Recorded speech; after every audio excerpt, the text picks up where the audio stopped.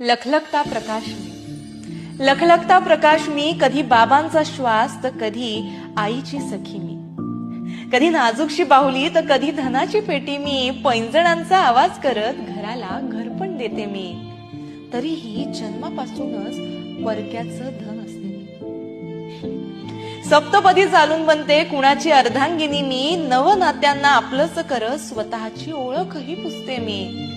जबाबदारीने कर्तव्य निभावताना वातीसारखी अहोरात्र जळते मी, तरीही भरल्या घरात परक्याची स्फोर असते मी.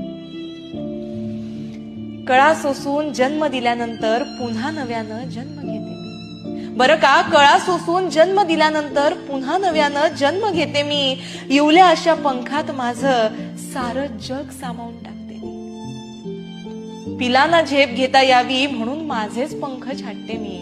बरं का, पिलांना झेप घेता यावी म्हणून माझेच पंख छाटते मी, तरीही समाधानाचा मुखवटा मिरवत हसत राहते. आयुष्य असताना प्रश्न पडतो, नक्की कुणाची कोण मी?